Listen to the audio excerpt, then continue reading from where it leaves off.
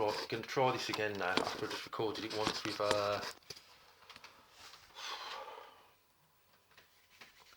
the sound turned off. Right, prime Mike Tyson. Was it prime? When did his prime start? When did it end? Was it ever a prime? Was there any difference? The effect of given, who he ducked, the effect of the rape charge. Right, let's have a quick fucking go at this. Right, his career up until he married Given. Only in championship fights, otherwise he's going to go on for a week, and I'm not fucking doing that. We got Berbick for the WBC, second round KO. Smith for the WBC, WBA, the UD. Thomas, voluntary defence, I think, KO 6.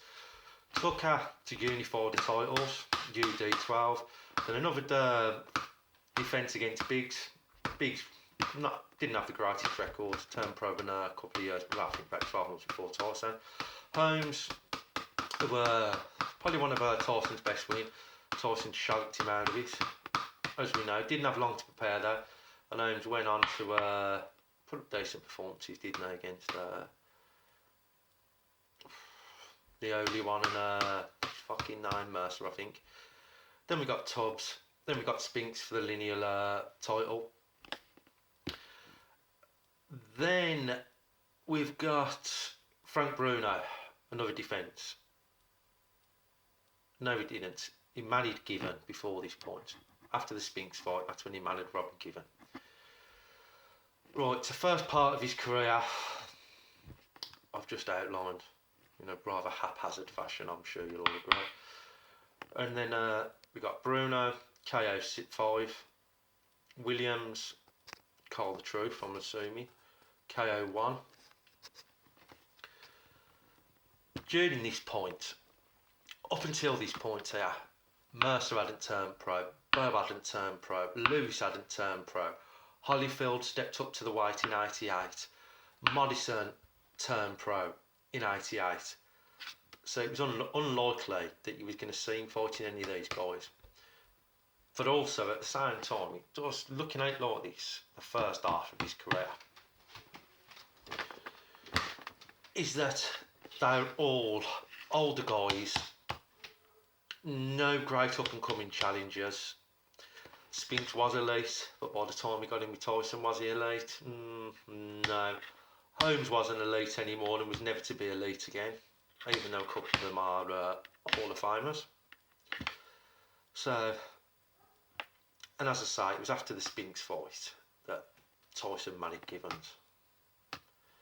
Fuck knows when they got divorced. I mean, I'm only doing this because Prime Scene's an ideal, Prime Tyson Scene, the ideal video for us Prime guys. Right, and then we get the loss to Douglas after the Williams fight, obviously, unless I've written it down wrong, so. And then after the loss to Douglas, we got Tillman on a comeback. Then we got Stewart. Then we got his two fights with Ruddock. And he looked pretty good against Ruddock. Didn't look particularly bad.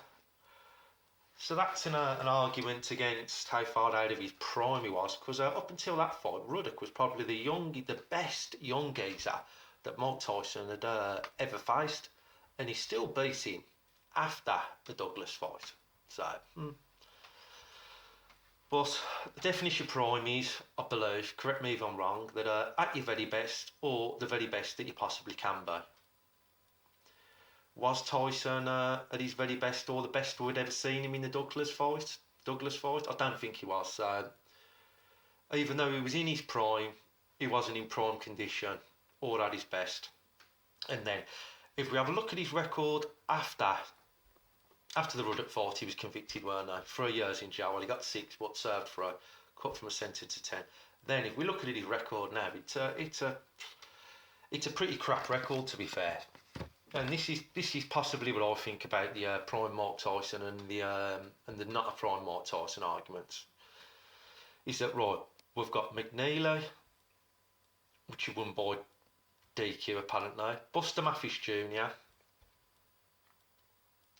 think that was KO 3. Bruno KO 3, and then we've got Bruce Alden, who he won by dive, let's be honest. Then, from fighting,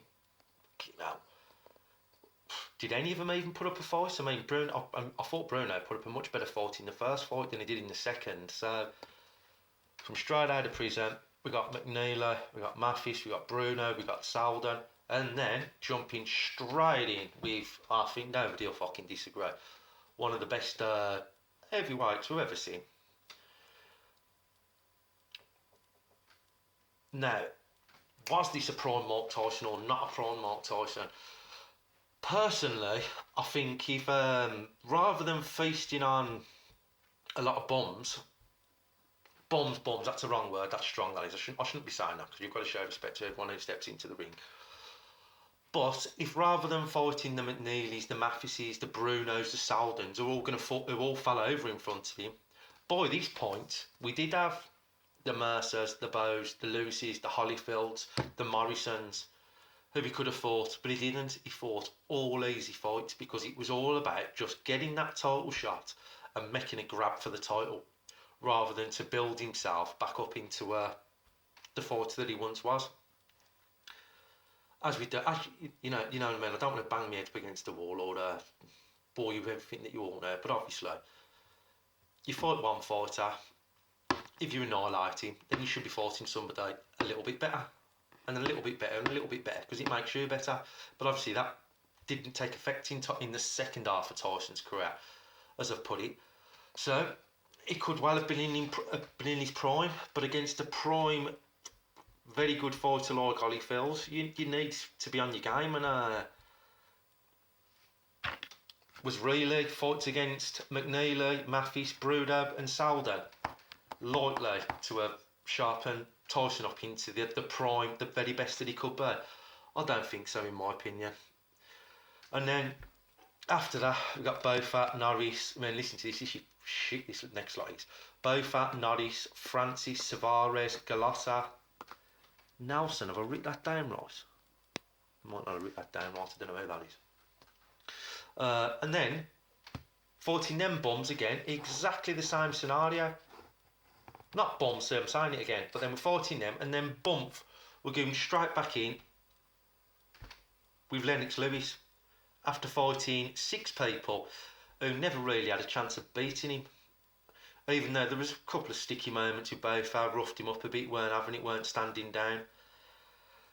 So, prime Tyson versus not prime Mark Tyson. I think it's more a case of a badly staged career that was based on a money grab, rather than it being a straight case of he wasn't in his prime.